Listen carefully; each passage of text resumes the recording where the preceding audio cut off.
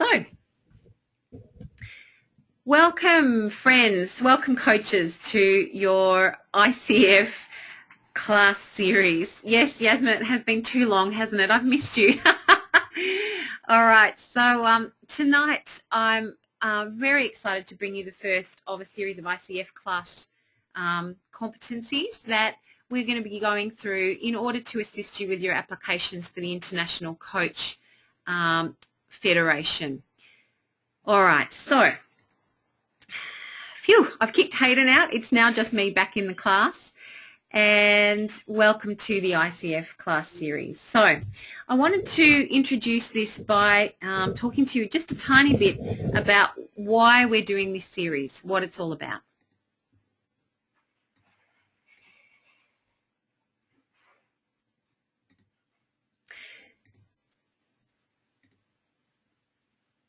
Okay, so what is the International Coach Federation?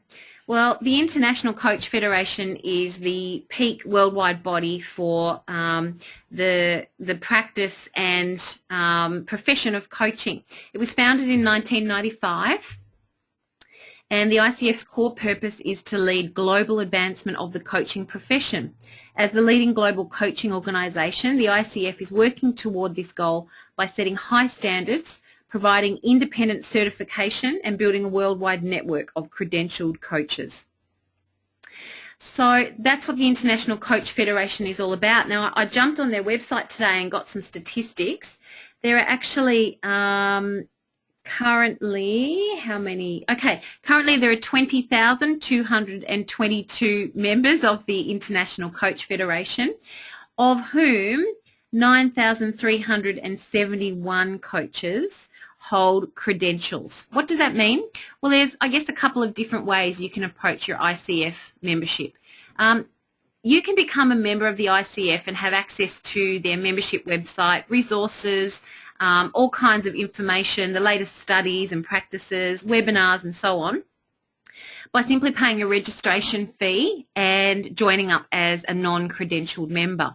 However, the real advantage for belonging to the ICF comes when you get your credentials. What does that mean? It means that you've been assessed by the ICF as having a certain level of competency in your coaching journey, and there are 3 levels of credentials that are available. I'm currently pursuing my first level, which is the Associate Certified Coach, of which there are 5,550 in the world and only 100 in Australia. So it's a pretty high-level qualification. The the professional certified coaches are even more rare, and then in the world there's only 637 master certified coaches. And that's all to do with how many coaching hours you've done, all kinds of different professional development and so on. So it's a tiered system that members work through in their attempt to continue their coaching journey and get even more recognition for their qualifications. The requirements of the membership are quite a lot. We actually don't have enough time to go through all the requirements tonight, but they're all available on their website. So if you just have a look at their website, you can see what the different requirements of membership are. Now, for all of you guys, we're providing ICF classes, we're providing mentoring, and we're providing a level of coach training that is suitable for you to count towards your application for your ICF credentialing. So what that means is the stuff that we do with you at the Life Coaching College is of enough quality and is of the right quality and quantity to count towards a substantial part of your application. And the purpose of this class series is really to start getting a conversation going around the ICF competencies, familiarise you with them, and really for you guys to start seeing them not just as a set of rules to be followed, but they're actually a framework for problem solving and quality in your coaching practice. So that's a little overview of why we're doing these classes. Now, tonight, guys, you're definitely going to need a pen and paper.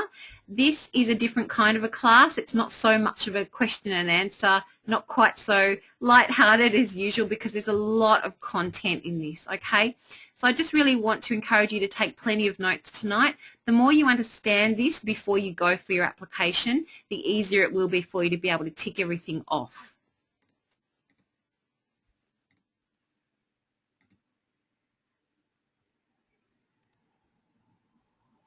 Okay, so ICF core competencies were developed to support greater understanding about the skills and approaches that are used within today's coaching profession as defined by the ICF.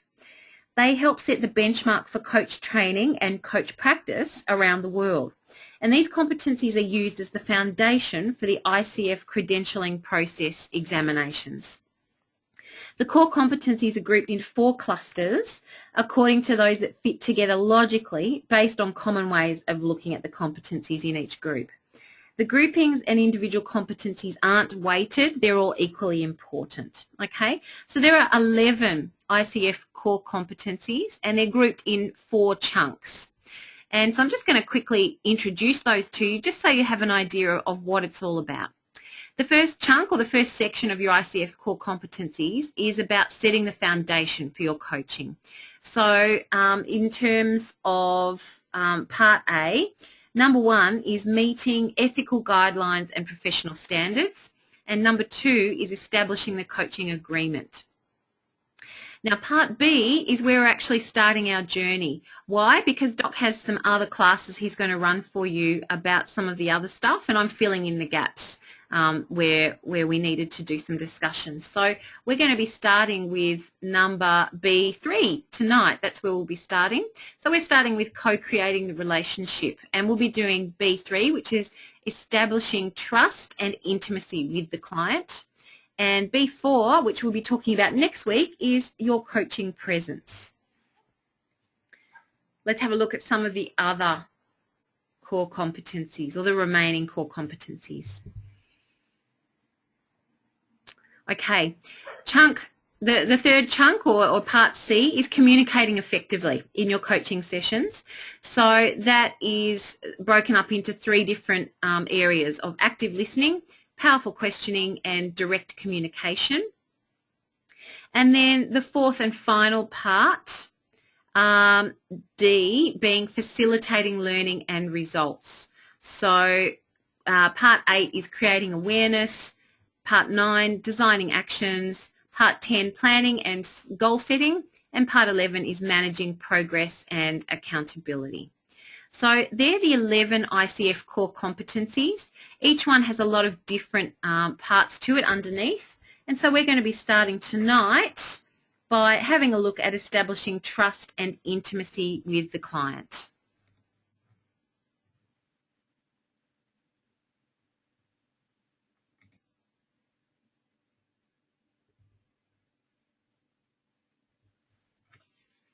Okay, so part B, establishing trust and intimacy with the client. Okay, guys, forgive me, I'm stopping for a second. Are you seeing my screen?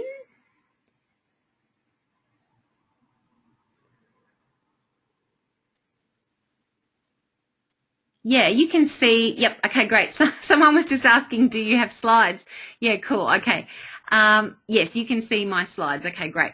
So in terms of establishing trust and intimacy with the client, it's about having the ability to create a safe and supportive environment that produces ongoing mutual respect and trust. Okay, so the 6 parts of this one competency, I'll just show them to you and then we're going to start discussing what they actually mean.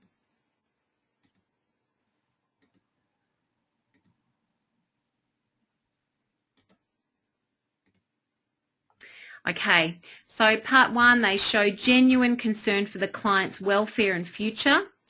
Number 2, continuously demonstrates personal integrity, honesty and sincerity. Number 3, establishes clear agreements and keeps promises. And number 4, demonstrates respect for the client's perceptions, learning style and personal being.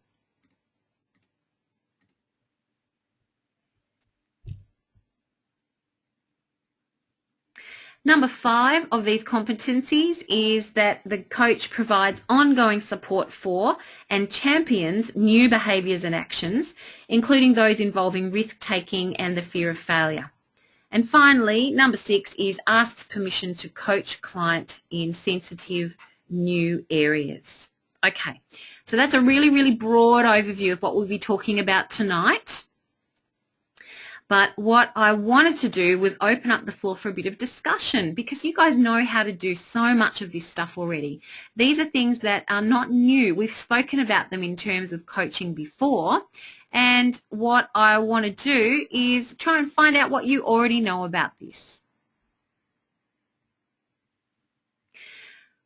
So guys, I'm going to hand over to you, and I'd love to hear some of your answers.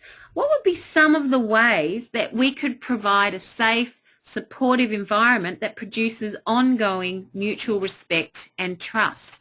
How do we do that with a client in the session? What are the specific things that we do that help the client feel safe and supported, respected, and that they can trust you? Yeah, Enrico, listening, good. Rapport building, Tendai, massive, massive. Yeah, building and maintaining rapport, Kerry, you're right. Asking for permission, you're right, Etienne. Confidential and non-judgmental, Kirsty, awesome. Guaranteed confidentiality, yep, Bob, you're right. Acknowledgement, Voight, huge. Yasmin saying complete confidentiality, come from a judgment-free zone, ask respectfully, yeah. And Lisa is saying eye contact. Awesome, guys. These are all important things. Is there anything else? Yep, Greg, letting the client know it's a judgment-free zone. Deb, hi Deb. By having a conversation with them to tell them we're in a cone of silence and we have their best interests at heart, and we'll challenge them to get out of their comfort zone, and also showing empathy. Yeah, great, Deb. Thank you. All important stuff. Any other comments? How would you go about creating a safe and supportive environment that's full of respect and trust? Any other comments, ideas? Daniela is saying integrity and professionalism. Live what you're saying. Yep, fantastic. Great. Yeah, matching and mirroring, Kerry. Yeah, Mona, sometimes sharing something personal can be a great way to break down barriers. You're right. Just make sure it's appropriate. Pam, being open and honest. Beata, rapport and a cuppa. Yeah, that's a lovely welcoming way to do that. Deb, seeing things with a light-hearted approach and make it okay to have a laugh at the situation too. Don't get bogged down. Love it, Deb. It's really important. In fact, I nearly always will build some laughter in, whether it's genuinely there or whether I'm just reaching for that little bit of humour in the situation. I think it's really important that you use that. And sometimes just, have a bit of a laugh about the silliness of it all.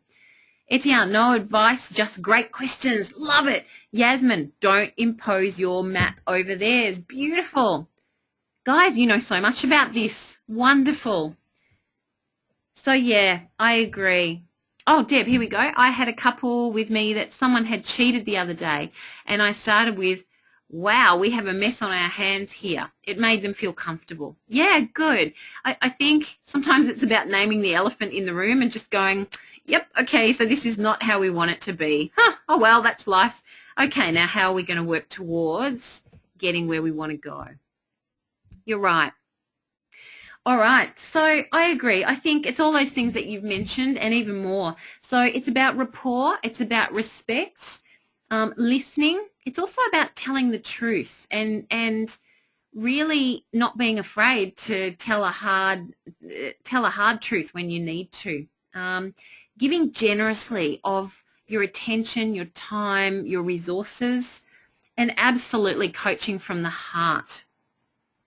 It's also about seeing the magnificence in your client every time, always, and holding yourself and your client to high standards. So coaching is not just a nice little happy conversation. It's a place where people come to feel safe and to feel held, but also to be pushed and to get different results. It's about keeping your commitments, and it's about using a professional and polite language and demeanour. And sometimes that means interrupting, and sometimes it means not interrupting. And sometimes it means being sensitive and tactful, and sometimes it means being the opposite. And you've got to have the sensory acuity to know intuitively when those times are. When do you challenge? When do you hold back? You also need to know what to do in a highly emotional situation. So if a client is crying or upset, or you've really busted through some boundaries and they're feeling pretty overwhelmed, then you need to know what to do in those situations as well. And more than anything for me, this one is all about having intent and integrity with your coaching. So let's look specifically now at those 6 different competencies within this subset, and we'll talk about how to make sure that we're really hitting the nail on the head with these. Our purpose here, guys, yes, is to meet the requirements of our ICF coaching, and certainly to when you get to the point where you want to do your assessments for your ICF credentials, that you will have all these competencies. But more than that, even more than that, these classes, and this class is about helping you to be the best, most professional, most well-rounded, world-class coach that you can be.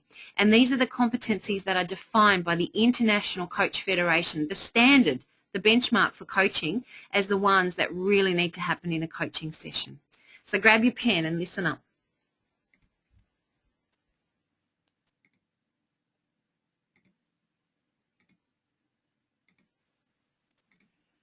All right.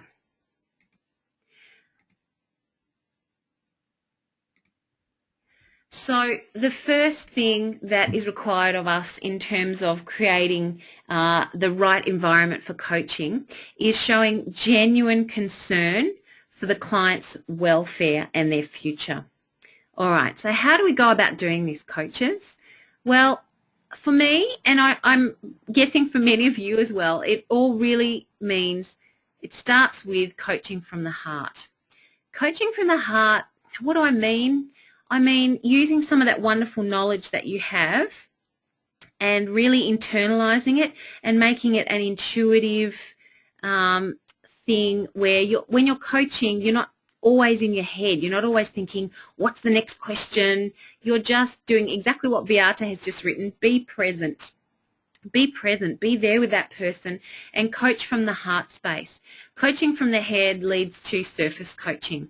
Coaching from the heart really helps you connect with that other person and really just be present with them and get into their map a little bit.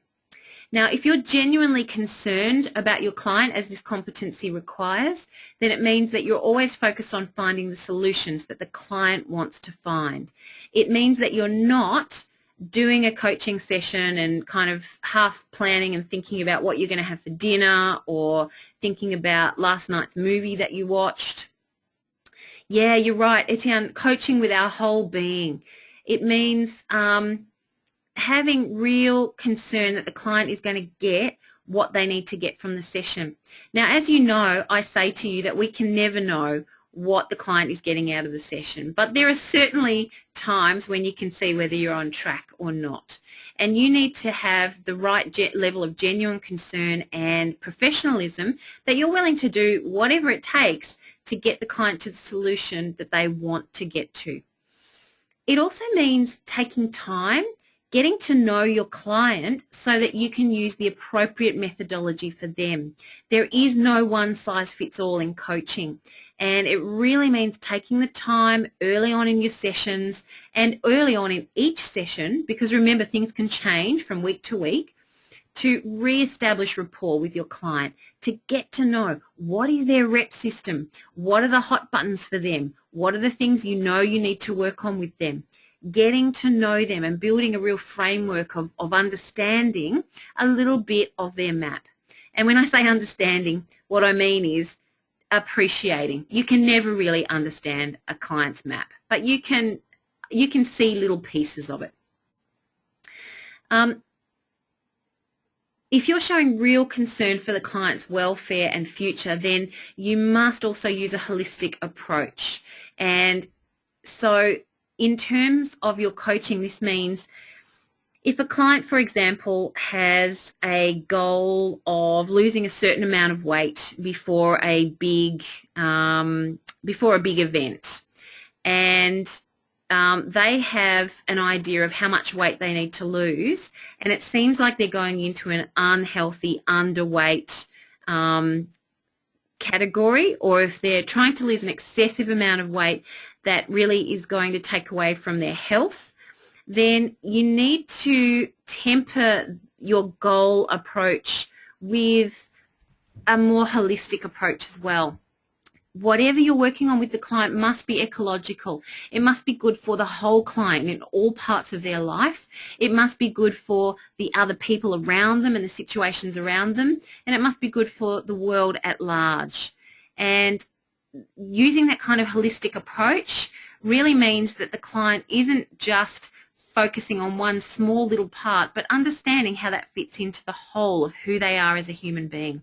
And this is really important because sometimes clients can be so focused on one goal that they don't understand they need to consider the other sides of the wheel of life as well, the other sides of how this is going to work.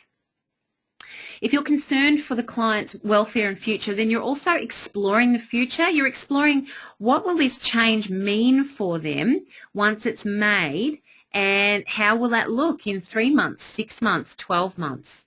Is it something that's going to be sustainable? You must explore that with the client. What we mustn't do is leave the client in a state where in 6 months' time they're going to be in a complete mess again, because we've helped them to set onto a path which is not useful for their whole future. And it's really about always checking in with the client, testing and measuring, having that sensory acuity to sense whether the path that you're going down with that client, is it working for them? Is it not?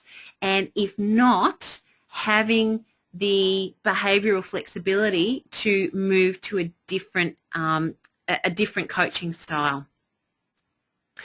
If you're concerned for the client's welfare and their future, then you must also hold that client to a standard. If they're coming to you for a certain result and they want a different result in a certain part of their life, then holding them to that, even when it gets tough, even when they say, oh no, I've changed my mind, I don't want to do that anymore, having the wherewithal and the resilience to really have those difficult conversations with the client and ask them, hey, man, you know, you came to me and you were so set that this is what you wanted to achieve. What's changed? Are you scared? What's holding you back?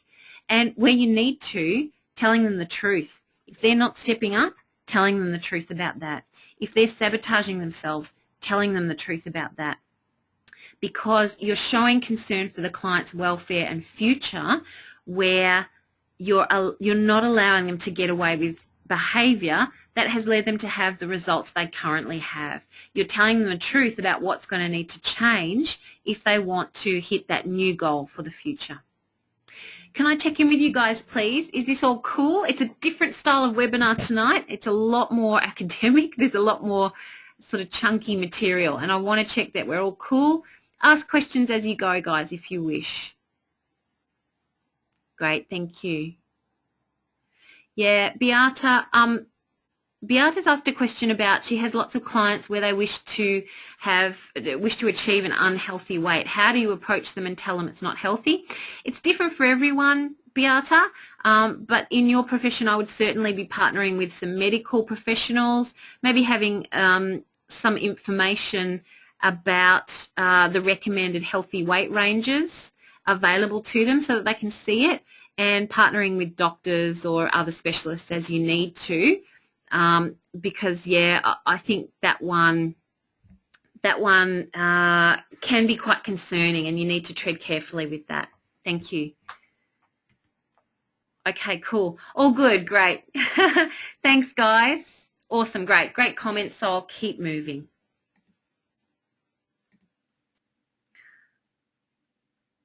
All right.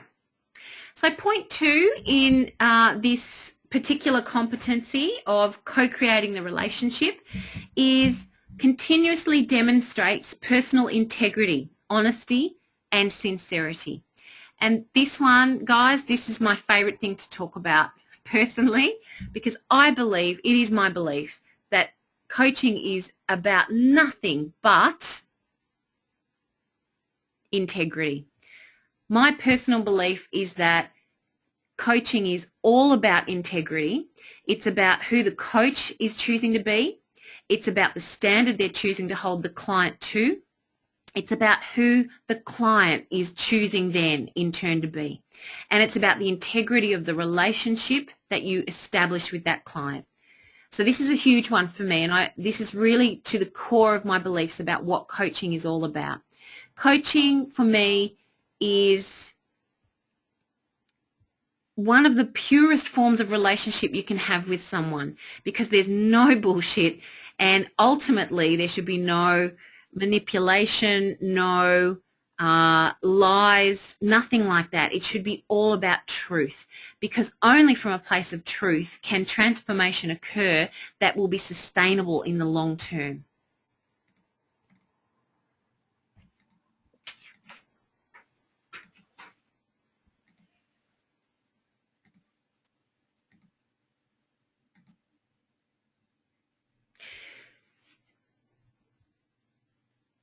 So what does this mean? Well, integrity means being a consistent kind of coach with your client. There is a certain level of behaviour and professionalism that you will find is suitable for who you're going to be as a coach. And that level must be what you always demand of yourself, and there must be consistency in that. What do I mean by that? The kind of language you use, the care that you take in your coaching sessions, the time and trouble you take with re-establishing rapport, the consistency of using the right kind of target language for your client, your demeanour, your ability to be present with them. All of that stuff must be consistent. Only then are you really displaying integrity in your coaching. And what do I mean? I mean showing up and playing 100% every single time. One of the fabulous things that I love most about coaching, and I think you'll find this too, is that once you start coaching, even if you've had the day from hell, all of that just disappears, because you are purely focused on that client, and there's a purity and sincerity in that relationship which is just beautiful.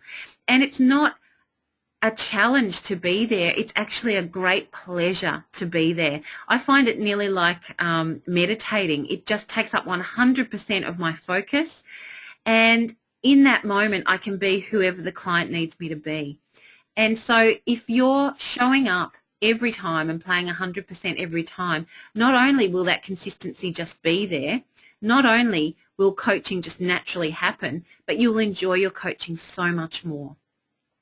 So it's about giving them the attention and intention that you wish for them to get the best outcome. Now, what do I mean by intention? I think attention we understand.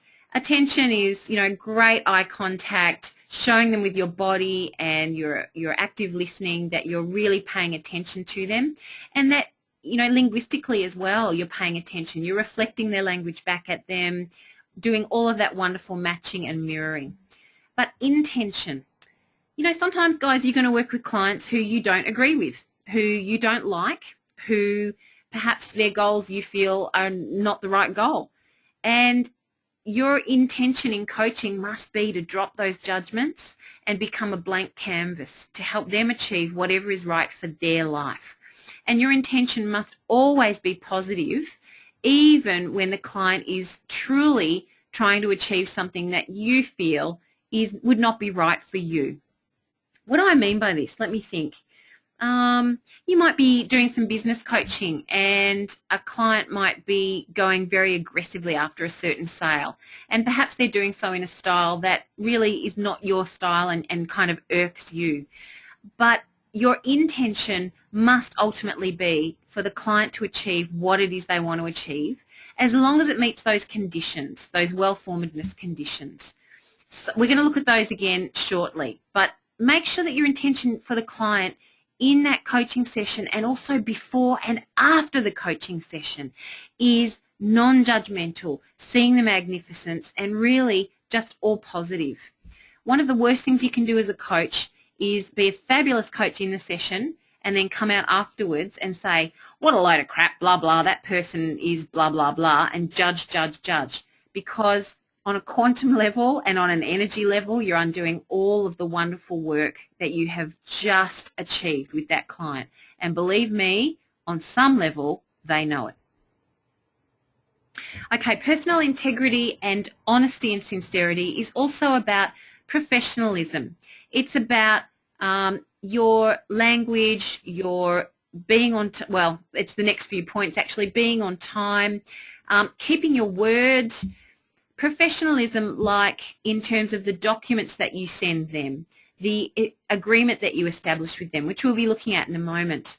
It's about conducting your business in a way that you would be proud for other people to see and having a level of professionalism that really allows the client to have a lot of confidence in what's going on. So keeping your word, you know, making sure that if you say you're going to email something, that you email it. Saying that you're going to show up at 9:05, you show up at 9:05 or even 9 o'clock. Keeping your word to your client. If you say that there's some book that you're going to bring for them next week, make sure you bring the book. Just do what you said you were going to do. That integrity must be there. You must also display integrity and honesty and sincerity in the timing of your sessions. So making sure that you're offering times that are convenient not only for yourself but also for your clients. The price that you set, we've spoken about that quite a lot tonight already in the previous webinar. The price that you set, you know, you really must feel that it represents great value for money. And in the agreements that you set with your clients, there should be no clauses that allow you to screw them over, but a fair business contract that you agree to with the client. Offering exceptional value for money. I don't believe there's any other way to coach. I think you must offer exceptional value for money. Now, how do you do that? By being an exceptional coach and charging a fair price for your services, and also by offering fabulous little extras, courtesy emails, gifts, you know, great additions in your packages, doing whatever you can to really give the client every resource they need so that change is just automatic for them. And having personal integrity and honesty in your coaching is also about asking yourself, hey, can I honestly coach this? Have I done the tough work myself on whatever issues that I'm facing right now, so that you can be as baggage free as possible in your coaching sessions?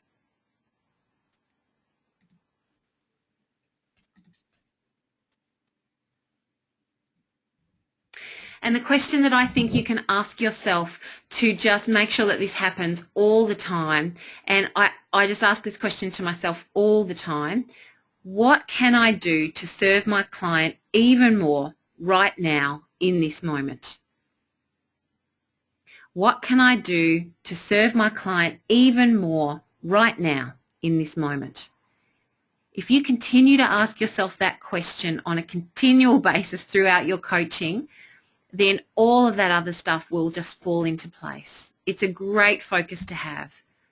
How can I show up even more? How can I be even more outstanding right now for this client in this moment?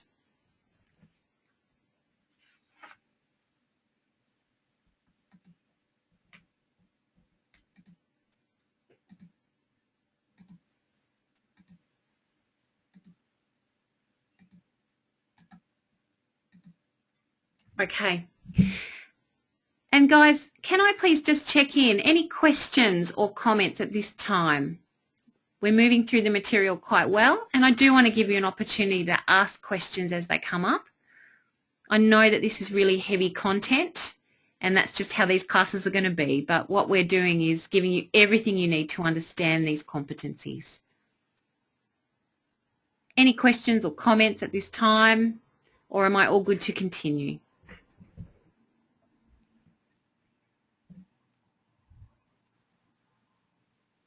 Great. Thank you very much, guys. Yep. Okay. Thanks, guys. Fabulous. All right. So competency number 3 under this subset is to establish clear agreements and keep promises. All right. Now, this one it is partly about the business side of your coaching and partly about the personal integrity side. So let's look at the business side first. Having an absolutely crystal clear coaching agreement and following it.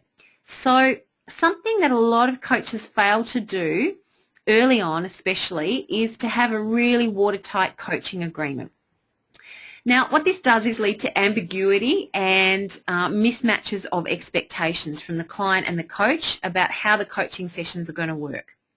So I recommend right from the start, even with your pro bono clients, have a great coaching agreement and follow it all the time. Take the time to explain the coaching agreement to the client and make sure that you are holding up your end of the bargain as well. Also, please be upfront about your rates, your packages, what's included and what's not. And think carefully about the kinds of things that you can include in your packages to make them really, really exceptional value for your client. Whatever it is that you're including or not including, make sure that it's all set out as part of the coaching agreement before coaching begins, so that there is just no question and your integrity is absolutely intact on that business side of things. It's also about making sure that the client understands that they are responsible for the changes that they need to see.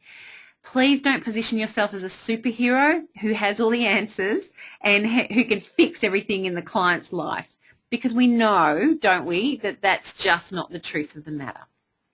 In order for coaching to work, the client must do the work, and that's all there is to it. So you need to be really honest with them about that right from the start.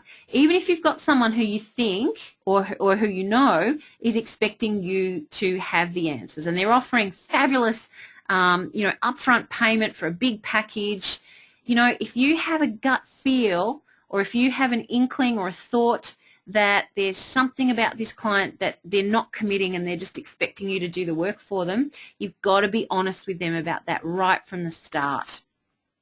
It's really important to set appropriate boundaries with your clients as well. So clear agreements is also about making sure that the client understands that, during this time in session, you're my client and I'm going to do whatever it takes to get you to the result that you want, which means that sometimes I'm going to speak to you in a way that you may not even like. I might ask questions that are tough. And outside of coaching, please feel free to send me an email or give me a quick 5-minute phone call once or twice a week. And that's all included as part of my service to you. If you want any more than that, then we need to look at payment for another session. So it's about setting appropriate boundaries about the amount of contact, how much contact, etc. In terms of boundaries, I also want to talk to you guys about where do you draw the line when a client finishes their time with you?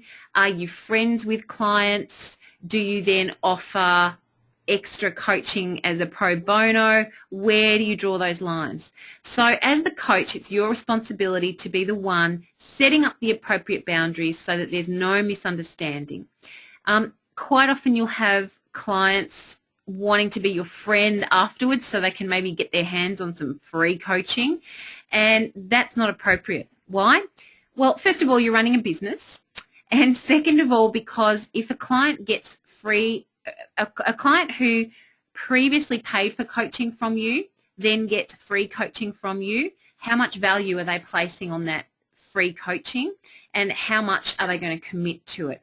Well, the answer is not at all, and things can get very, very messy. Now, I'm lucky I haven't gone through that myself. It's not the kind of relationship I form with my clients, but I have seen other coaches go through it, and it can really undo a lot of great work. So you need to have some ethics and some standards about your work, and hold yourself to a high standard in that respect as well. Hold the client to account on their actions. If they have agreed that they're going to take certain actions, the same as you would expect yourself to do them, you must expect the client to do them as well.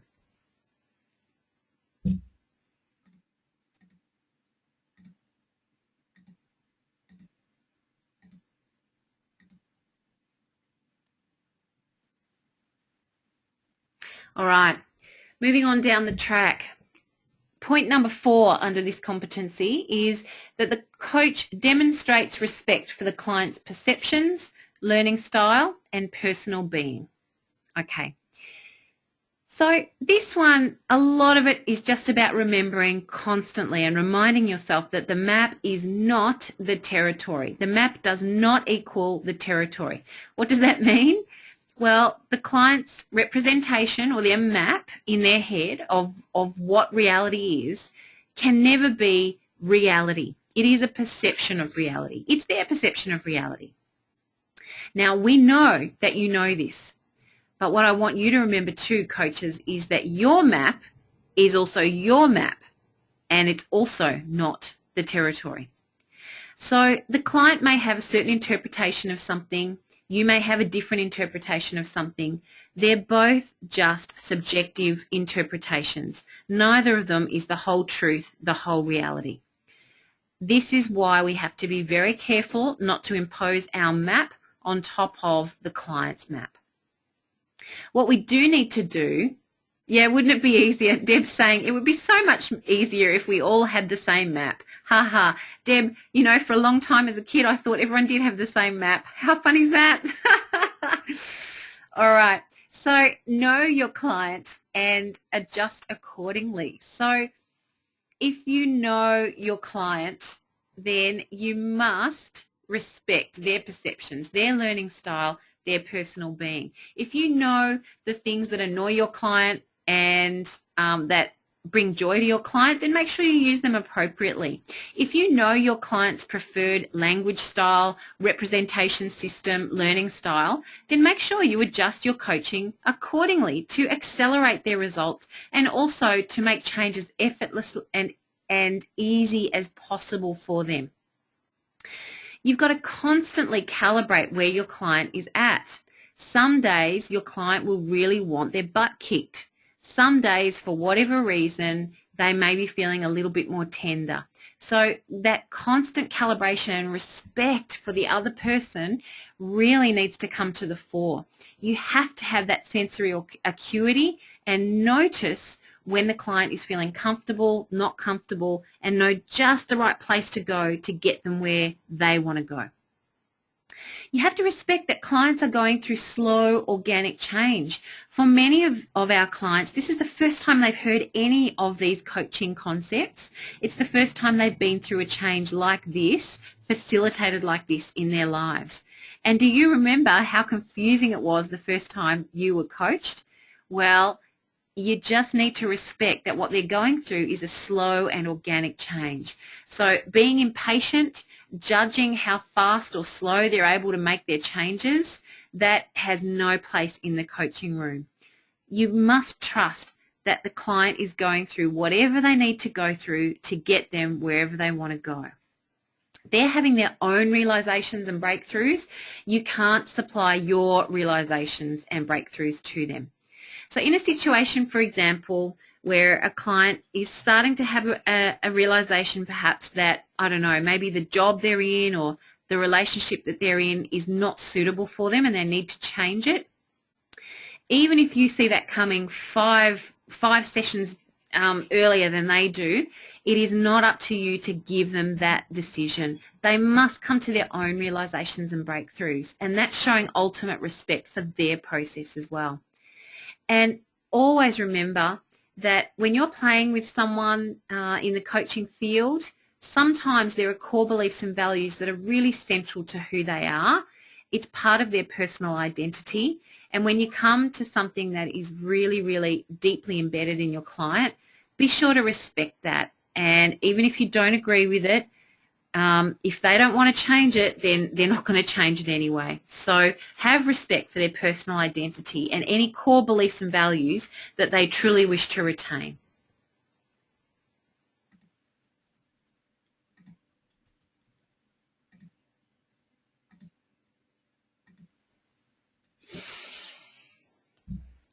So how do you make a call about what behaviours are useful for your client and what behaviours are not useful? How do you make any kind of call about what to challenge them on and what to let go? Well, these are questions that you can ask yourself when you're in that quandary about whether to let a comment go or not. Ask yourself, what are they talking about? Is it resourceful? Is it ecological? Is it working for them? And is it moving them forward? Because ultimately, if a client is using some language or a behaviour that actually is resourceful, ecological, working for them and moving them forward, then really, is it something that needs to be changed? The answer is only if the client wants to change it. So always respect the client's map, their perceptions, their learning style and their personal being, and frame for yourself by answering these questions in your mind before you challenge something if you're not sure.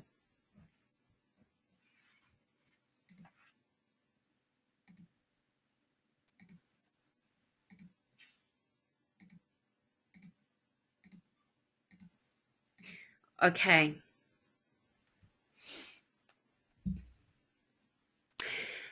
All right. Number 5 under this subheading is that the coach provides ongoing support for and champions new behaviours and actions, including those involving risk-taking and fear of failure. All right. So how on earth do you do that? How do you support someone in their new behaviours and actions and encourage them even when they're taking risks and they're afraid of failing? Well, one of the absolute essentials in your coach's toolkit is the art of acknowledgement. Acknowledging a client for the steps that they take forward, even if they're tiny, tiny little steps, is a wonderful way of encouraging their new behaviours and actions. And acknowledging as a really, I guess, purposeful process, not just a, hey, well done on that, but really taking the time to give them a powerful and beautiful acknowledgement of the behaviour that you're seeing in them and what it means for them and the resources that you're noticing in them even more. It's also really important to absolutely have the attitude of there is no failure, only feedback. Even when you're feeling, wow, this client could do so much better, or wow, this is taking a lot longer to change than I thought it would, you know what? There is no failure, only feedback. And it's important to teach this to the clients as well. And, you know, you've got to have the guts as a coach to talk through things that they're afraid of and bust any fears using the techniques and tools that you have at your disposal. There are some wonderful NLP techniques for really helping clients deal with their fears and put them aside so that they can take the necessary actions. And you've got to be prepared to go there, even if it could be a scary conversation, even if the client doesn't want to go there, respectfully, of course, even if it's something that you're afraid of yourself. You have got to be prepared to do whatever it takes to get the client there. So, you know, build that armory of great techniques to help clients bust through their fears. Now, there's a couple of comments here. Yeah, Tendai is saying it's easy if we as coaches bring no judgment and facilitate for the client to go where they want to go. Absolutely, Tendai. Yep, for sure. And yeah, encouragement is a great tool to build trust, Beata. Absolutely. One of the really key concepts that I love to share with clients when they're going through big changes and maybe they're having some fears or feeling like things are risky is the 5 steps of success. And this is what Hayden was talking about earlier on in the earlier webinar tonight. So the 5 steps of success. Well, first of all, you've got to build a vision of what it is you want and where you want to go. And then you have to take massive action. Not just little nitpicky, tiny little steps, but big, big action. You then need to have the sensory acuity to notice what's working and is this getting you closer to your goal or not. And if not, then you have to have the behavioural flexibility to change those actions so that you can start correcting your course. And finally, to operate from a physiology and psychology of success. So silencing that inner mini-me, making sure that your physical being and your mental being are supporting you moving forward to where they ultimately want to go.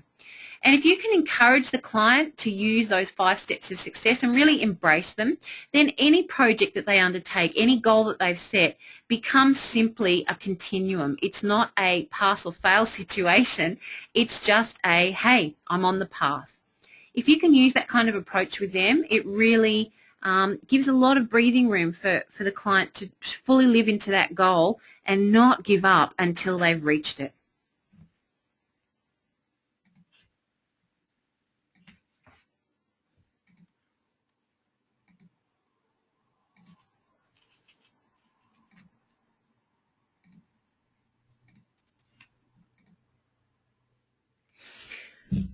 And the final competency under this subset is that the coach asks permission to coach a client in sensitive new areas. Okay, what do we mean by this? Well, there might be times when you're coaching a client and they have a fear about, for example, getting a promotion at work, and they're self-sabotaging in their careers, and you're really not sure why it is they're having so much trouble moving up the corporate ladder. And you notice through having sensory acuity that, you know, there seems to be more to it. There's this level of fear that comes into the client when they're talking about it that really seems disproportionate to the perceived threat of the promotion. And you need to ask permission then to say, hey, you know what? I could be way off the mark here, but I've noticed that there seems to be something underlying this fear. So is it okay if we go there? And just being willing to explore that with the client. And the client I'm thinking of actually ended up having a huge fear of heights. And this was something that they were aware of, but they had never put 2 and 2 together, that their fear of heights was stopping them from climbing the corporate ladder and stopping them from having great success in their career. And the way that you notice that there are sensitive new areas coming up is just through having that sensory acuity and through calibrating with your client constantly, checking in with them. Hey, what's going on for you there? I noticed that you seemed a little bit nervous or upset when we were talking about that. What's underlying that? So when you then notice that there is something going on, you can use any number of techniques, but one that I highly recommend, and it comes through NLP studies, is using the matrix or deep state repatterning whenever it's indicated. Now, these therapies are timeline-based therapies, and what they do is take the client back to the root cause of their anxiety, their fear, their whatever it is that they're experiencing, and it takes them back in time to a time when perhaps they might have felt under threat. And you need to use these techniques with sensitivity and tact, and also not be afraid to go there when it's time for these techniques. No surface coaching when you're dealing with deep-seated fears. It's time to really dig in. And in order to do that, you must ask permission, because if you don't, you won't be able to access the client's unconscious anyway. This is also about being truthful when a client just, you know, is perhaps in a little bit of denial about the amount of fear or anger or sadness they're feeling about something. Just saying to them, you know what, I'm going to call you on this. It seems that this is a deeper seated issue than we've spoken about, and I really want you to examine that with me. And you must be okay with uncertainty, the coach and the client. So the client, you have to teach them to be okay with being uncertain about what's happening in the coaching session. But coaches, you also need to be okay with uncertainty, especially in sensitive new areas. You never know what's going to come up, and quite often it can be an early childhood experience of violence. There could be abuse there. There could be all kinds of traumatic stuff there, and you need to be okay with going there in order to really serve your client and help them achieve change on a deep level. So how do you do that? Well, you just ask permission. And so you gently ask, hey, is it okay if we go there? Are you willing to take a trip with me? Let's explore this a little bit. Can we play with this a little bit? Because I'm noticing this seems to be a very deep issue for you. And by asking permission, look, I've never had a client say no, but if a client did say no, you must be okay to leave that with them and let them sort that out. I think just about invariably you would find that later on they would say, okay, we need to deal with that thing now. I've got a comment here from one of you guys. I remember when I got coached 10 years ago, and my coach asked me 7 times if I was ready to discuss something that I was very sensitive about, and every time I said no. I walked in one day and I said, I'm ready, and she nearly fell off her chair. She knew we needed to do it, but she didn't push until I was ready. Awesome comment. Thank you very much, Deb. That's such a perfect illustration of what we're talking about. And Deb, by that point, your unconscious mind was already ready to make the change, and you made the change as required, I bet. Thank you very much. The unconscious mind is always protecting us and always serving us, and sometimes it'll protect us by saying no to going into uncomfortable places. But the coach must be prepared to ask for permission to go there. Okay. Wow. Phew. Massive information download, guys. We've only got a couple of minutes to go.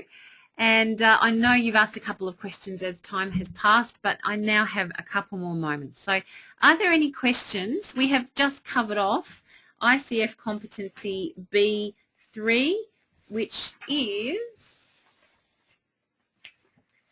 about co-creating the relationship and establishing trust and intimacy with the client. So you now know one of the 11 core competencies for your ICF. I encourage you to use these. Have a think about how this fits into your coaching practice, and come back and talk to me again next week. We will look further into co-creating the relationship. Time now, just one more moment for any questions, comments. Great question. Tony, does a coach need insurance? Absolutely. You must get professional indemnity and personal liability, and you may need some product liability as well. The details of that, Doc will be able to assist you with that. I can't remember who I'm with. Great. Okay. So tonight's code for your records is ICF B3. That's ICF B3. Yeah, John, the presentation material is available online. All classes are recorded unless we indicate otherwise. And this recording will be available for you in about a week's time. You'll get an email from Doc and it'll say, hey, here's the class. You've got access to it for a couple of weeks before it goes into the membership website. So absolutely, the slides are there as well. Okay, thanks, Enrico. All right, guys.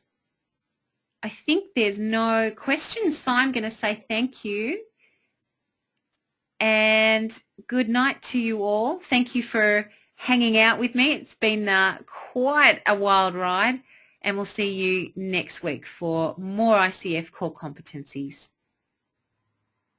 Thanks, guys, and good night. Have a lovely evening. Thanks, Yasmin. Good night.